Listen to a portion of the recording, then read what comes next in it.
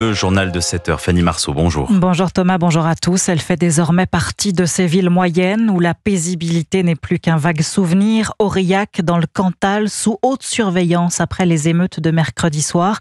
Des violences urbaines déclenchées en quelques minutes après l'arrestation d'un tagueur pris en flagrant délit.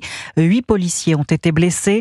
2 compagnies de CRS ont été dépêchées sur place hier pour prévenir tout nouveau débordement et sécuriser le Festival international de théâtre de rue qui se poursuit malgré les dégâts et la tension ambiante, Margot Bongrand. Des vitrines brisées et taguées, les commerçants ont subi de plein fouet les violences. Christophe tient un café sur la place du centre-ville. Chaque année, il y a quelque chose, donc au bout d'un moment, ça fait 30 ans que c'est comme ça, mais là, ça devient du n'importe quoi. Les forces de l'ordre déplorent une violence qui a franchi un nouveau cap cette année avec 300 personnes, dont 60 cagoulées présentes lors des affrontements. Le maire PS d'Aurillac, Pierre Matonnier, est marqué par cet épisode. C'est un événement qui va rester dans les mémoires des Aurillacois. Les personnes qui ont jeté les pierres, qui ont déplacé les barrières, qui ont mis le feu aux poubelles. Ils avaient un projet de destruction de ce festival pour porter des revendications qui sont pas contre la culture, qui sont pas contre la ville d'Aurillac. C'est la France qu'ils attaquaient. On a été à la rencontre des habitants du centre-ville. Il y a eu 2 réactions. Un découragement de certains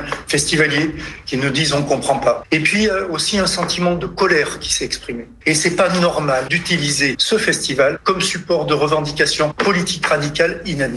Le festival déplore des violences récurrentes. En 2016, des barrières ont été détruites. En 2023, le tribunal avait subi des dégradations à hauteur de 250 000 €. Margot Bongrand. D'ailleurs, dans quelques instants, le maire d'Aurillac, Pierre Matonnier, sera avec nous en direct. Nous lui demanderons comment s'est passée la nuit, si le calme est revenu à Aurillac.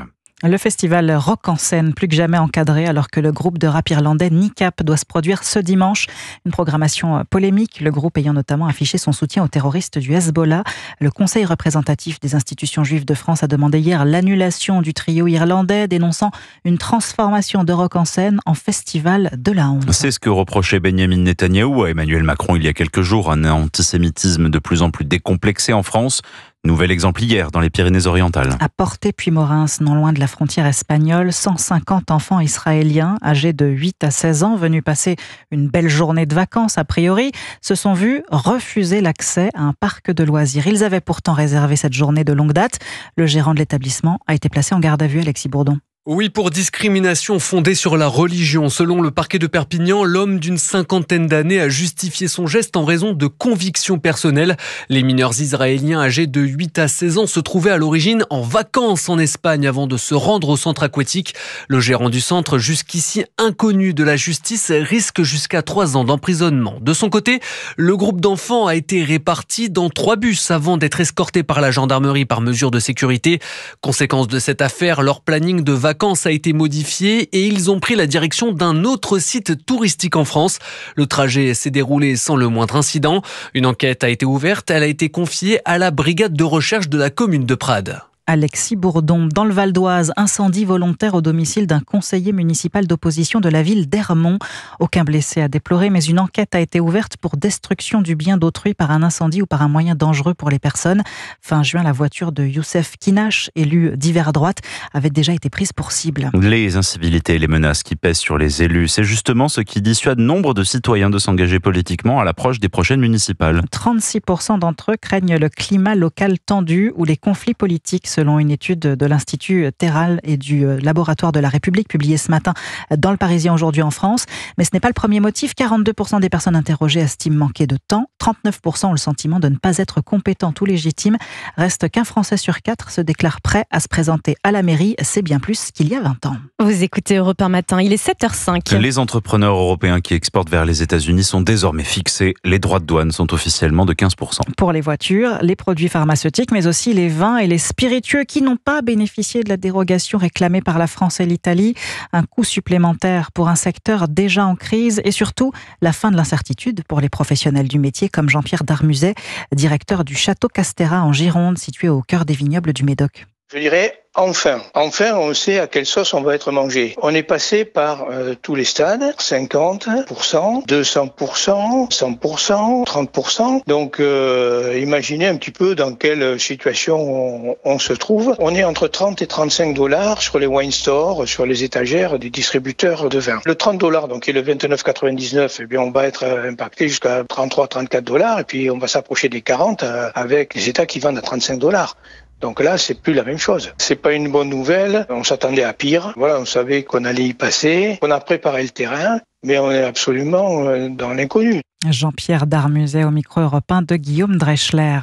Si vous êtes dans le sud ou l'ouest de la France, vous avez peut-être observé un voile orangé dans le ciel, en cause les fumées des incendies qui ravagent l'Espagne et le Portugal. Portées par le vent jusqu'en France. Faut-il s'en inquiéter?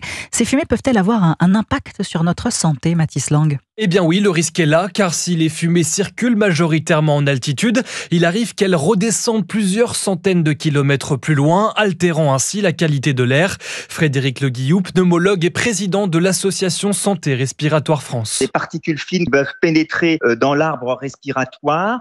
Et donc, elles peuvent être des irritants au départ pour le nez, pour les bronches avec une toux. Et puis, on peut avoir des effets à plus ou moins long terme. Concrètement, il peut s'agir de maladies chroniques comme l'asthme. Mais au-delà des conséquences sur les voies respiratoires, les fumées peuvent aussi toucher les yeux, surtout pour les personnes déjà atteintes de pathologies oculaires. Florence Ribaudot est ophtalmologiste chez Ophthamen. Par exemple, des patients qui ont des grosses sécheresses oculaires, tendance à avoir des ulcères de cornée, des patients porteurs de lentilles de contact aussi, ça c'est très important. Tout patient qui est connu pour avoir une atteinte de la surface oculaire est plus sensible. 2 indicateurs de gravité sont à repérer, la douleur et la gêne à la lumière.